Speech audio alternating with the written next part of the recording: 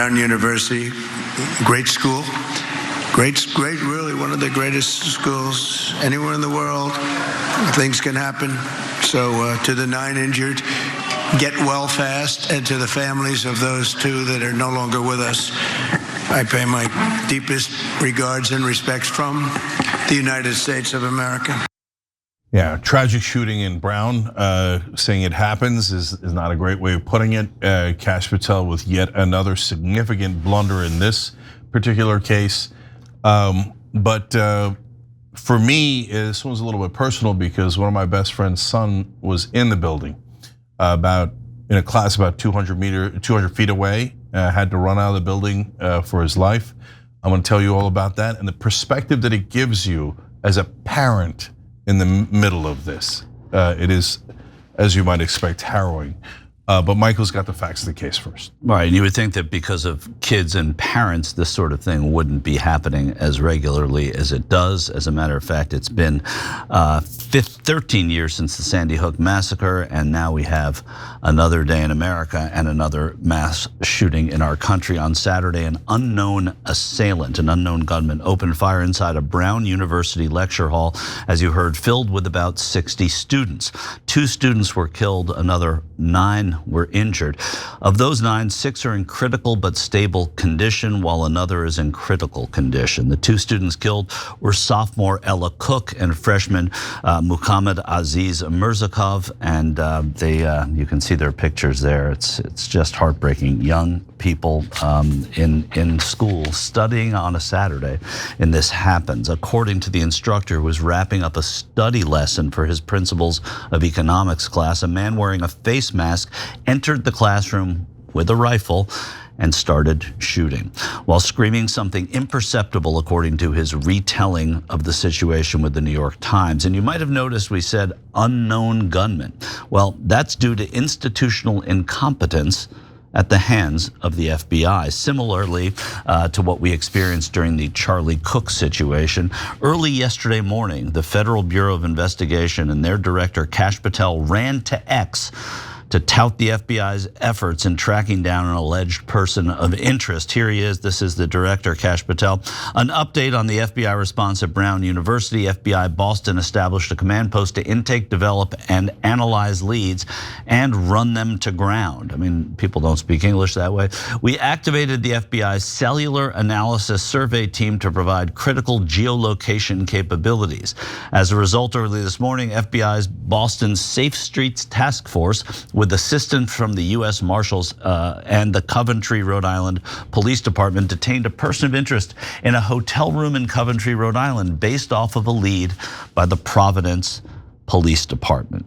So you see there what he said. However, that person was released from custody only hours later, meaning the actual shooter is still at large, and authorities are unsure if the shooter has already left the state. According to Rhode Island Attorney General Peter Nerona, there is no basis to consider him a person of interest. There just weren't a lot of cameras in that Brown building. We're not holding back video that we think would be useful, and I don't think I should even have to say it. In a press conference yesterday, Providence Police Chief Oscar Perez also explained what led them to the person of interest and what actually happened. The FBI director specifically said in his tweet that it was a tip from Providence Police that led you all to Hampton Inn. Can you confirm if that's true, and what exactly was the evidence that led you to this person of interest? Yes, so it was there was a tip that came in, just like we were taking any other tips, and that one came in specifically identifying a person of interest, which was this individual. And so our detectives got on it, just like they got on others, but in this specific one, it was actually picked up by the FBI, and they followed through with it, and they ended up coming and locating this individual of interest. And at that point, we did our thorough investigation, examined, ended up drafting some search warrants, came up with some evidence, but that evidence was examined, and we didn't have enough, obviously, to be able to prosecute anybody, and so that person was released. Yeah, so then you have this from the New York Times. Nerona, who is the Attorney General of Rhode Island, declined to describe what happened while the person of interest was in custody. He also would not say what led investigators to believe they did not have enough evidence to move forward. But today, Donald Trump defended Kash Patel, shock of shocks, and pointed the finger at Brown University for not identifying the shooter. Has Kash Patel told you why it's been so difficult for the FBI to identify who the shooter is? Well, it's always difficult. So far, we've done a very good job of doing it with Charlie, with, the various times this has happened. They've done it in pretty much record time. But you really have to ask the school a little bit more about that because, this was a school problem. They had their own guards, they had their own police, they had their own everything. But you'd have to ask that question really to the school, not to the FBI. We came in after the fact, and the FBI will do a good job, but they came in after the fact. A perfect response from the president there. But as the manhunt for the suspect continues today, Providence police announced on Facebook the city will have an enhanced presence and will be requesting camera footage from businesses and residences in the area.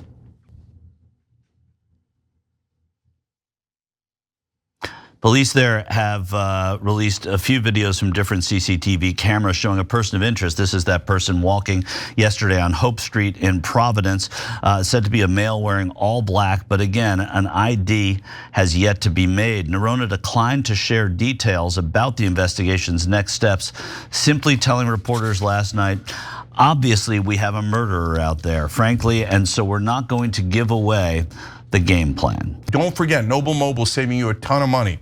So a lot of people are signing up now and beginning to realize, what the hell, why am I paying so much to Verizon and AT&T? So your bill's only $50 a month, but it can actually be less because they give you money back if you don't use your data.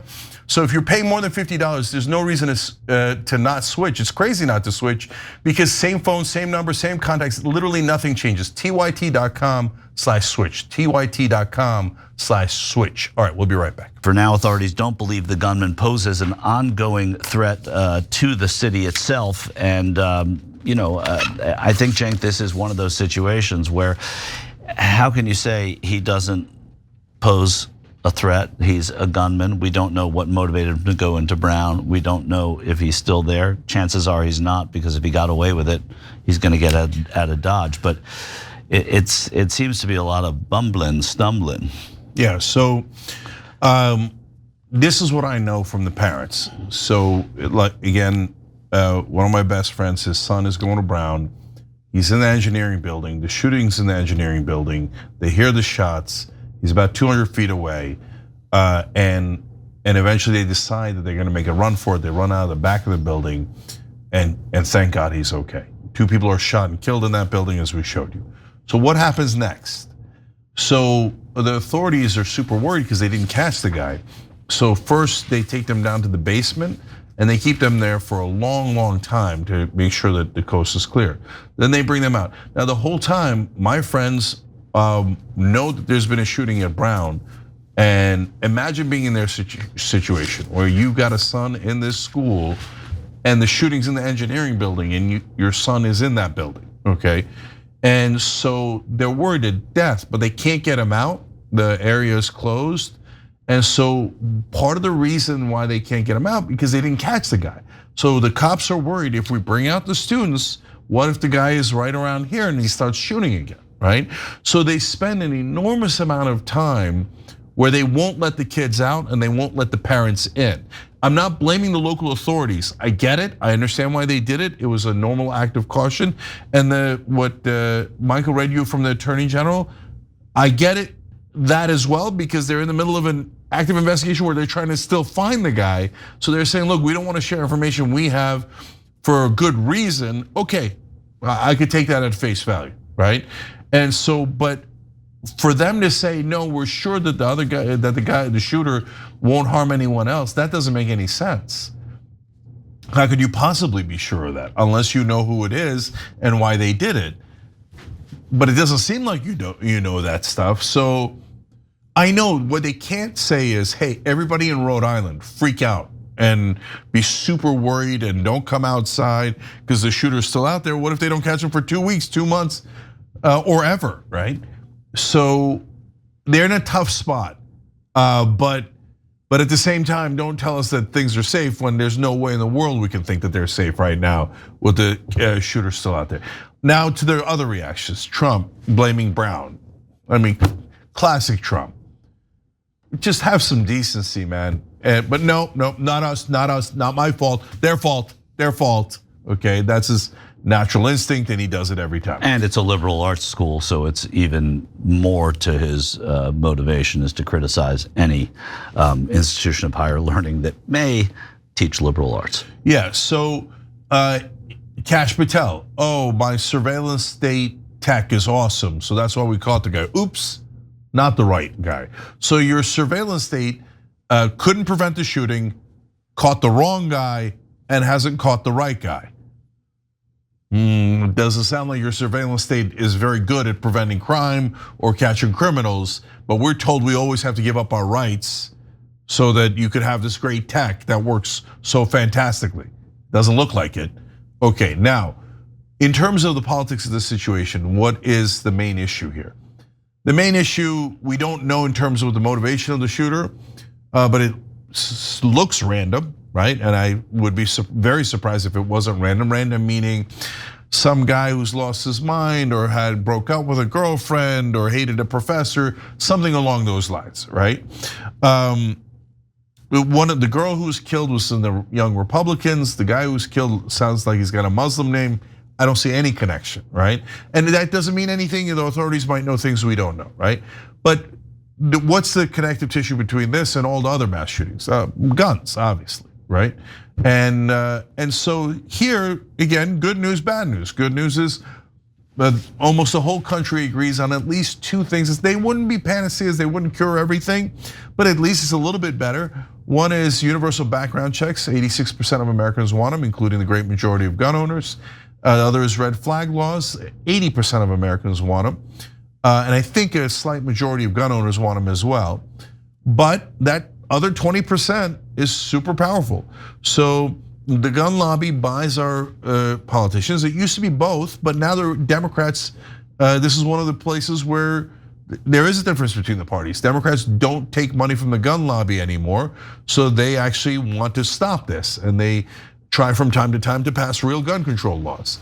The Republicans still take money from the gun lobby, are 100% against any gun control, even the most basic one that the overwhelming majority of the country agrees with. But they also do have a 20% of the country that is their base, that is super animated about this, and they will not move on this no matter what happens. You can kill half the people in the country with semi-automatic weapons, assault rifles, whatever it might be, right? And they're like, nope, freedom, Second Amendment. And I've been talking to the right wing a lot these days, and you guys know that, and I bring you back news of how they view Epstein files, how do they view drug prices, etc. On this one, they are an immovable object. And when I talk about gun control, they loathe it. So given that there's a lot of money on one side, plus an immovable 20% of the country, you know me, I'm filled with hope, but this is not one I have a lot of hope on. I think that winning on this is going to be extraordinarily difficult. And since we're not going to win on it for a long time, maybe decades, we just have to accept that we're all playing Russian roulette with our lives and our kids' lives. I told you now years ago, maybe a decade ago, I said there's going to be a local shooting coming to your neck of the woods. There's no question about it. Don't be surprised. There will be a mass shooting where you live. And people have written in hundreds of comments since then saying, yep, that's, and now it happened to one of my best friend's kid, right? In terms of being in the middle of it. And now there's a couple of people that went to Brown that were part of Parkland shooting and maybe one other shooting. Yeah, so now it's happening twice to people because mass shootings, 391 of them already this year alone, 75 school shootings already this year alone. So what we've accepted here in America is stunning, and other countries are amazed by it. We've accepted that there's going to be random acts of terror all the time. It's almost like an apocalyptic scene where, oh yeah, every once in a while zombies will attack, but there's nothing we could do about it. And yeah, they'll kill a bunch of people, and there'll be more than one attack per day. There'll be slaughter after slaughter after slaughter, and we just have to sit there and take it. And yes, that is the current state of affairs. You know, and you'd think that it's one of the great curiosities of American politics to me is our guns, because there is this popularity, not an activist popularity, but there's a popularity to what you're talking about, Cenk. The smallest number of, or the smallest amount of restrictions on guns, which isn't restricting guns or ending the Second Amendment. It's something the conservatives have done very well, that they say the Democrats want to repeal the Second Amendment. Never is that part of the conversation, but they're very good at making other people think that that's what the Democrats want to do, and people don't check their facts, and it's made this very, very strong. But you know, the gun measures that most of the NRA and most gun owners support are really mild gun measures. They're background checks. You'd think that would help anyone. When a gunman goes into a school, if it's in Mississippi or Alabama or Texas or in Providence, Rhode Island, they're not there, generally speaking, these random acts to kill somebody who disagrees with them or from the other party. You know, there are times when there's terrorism in that way, but this is just mass violence. And look, each time is the first time. So you say, oh, they didn't have guards in there. Well, you know, that people are prepared for this sort of thing, but each one is different from the other and how they happen. And now that we're reaching critical mass where there was someone in the Las Vegas shooting, you know, when the guy opened fire on a concert, who was killed after having had survived another shooting. Recently, there was someone who was killed who had been in another sort of notable, I don't recall where it was, notable shooting. And then we had two kids who had already been in school shootings who were in this. It's just amazing to me that this continues to happen. And like I said, it's a great curiosity of American politics that you cannot, for some reason, step in and do something about this. It is ineffective governance, and it's people being afraid to go after these kinds of issues. Last thing is, remember guys, the gun lobby is ecstatic about shootings like this because it makes everyone panic. They know that we can't pass any laws on gun control. After every shooting, gun sales go up, not down. So it's a huge win-win for them. And I think they're very evil people in the gun manufacturers. Why do I say that? They don't even let you take the most clear things that would prevent cop killings, for example, help you to identify who the killer is, like technology where you would need a certain fingerprint or DNA to be able to use the gun. That way we know who actually did the killing. And if you're defending yourself, no problem at all. That's for law-abiding gun owners, right? They're like, no. Why do they say no to common sense measures like that? Because they think, well, we want the bad guys using the guns. I want to sell more, and if I maximize profit. And so I'm gonna sell the good guys, I'm gonna sell the bad guys, and once the bad guys kill the good guys, beautiful. I'm gonna have way more business because good guys are gonna buy even more guns. Yeah. And when I say about the cop killer, they're against banning cop killer bullets. Bullets that can go through bulletproof vests. There's literally no reason for those other than to kill cops. And even with the cop lobby being as strong as it is, we can't pass that law. No, they go, we demand to have cop killer bullets. That's insane. It's absolutely insane. You remember when a gunman opened fire on the baseball practice that the Republicans, they played this game in Congress, it's annually for charity, the Democrats versus the Republican, the congressional baseball game. And a guy opened fire on a practice. Steve Scalise was crippled for life from that. And all those Republicans came out afterwards, including Steve Scalise, who could barely walk and wasn't expected at one point to survive. Nope, pro-gun, doubling down on guns. Guns, guns, guns, guns. If you can't make Newtown and Sandy Hook work, and you can't make Republicans in Congress having a gunman open fire on them, a random shooting, you're not gonna get anywhere. The dollar is too powerful. And this goes back again to campaign finance reform, get the dollars out. Yeah, super duper last thing, because if you don't live in America, you're gonna be stunned by if you aren't already stunned by everything we've said here, but the very last one. In America, if there is a terrorism watch list, now I don't know how good that list is in terms of actually being terrorists on that list, but if you're on that list, you're in a world of trouble. You can't fly, there's 1,000 restrictions you have. But the one restriction they don't allow is banning those people from buying weapons. Oh, you're on the terrorism watch list. You're so dangerous you can't take a train. But here's an assault rifle. Go kill anyone you like. We've lost our minds. And that's why shootings like this happen literally every day in America.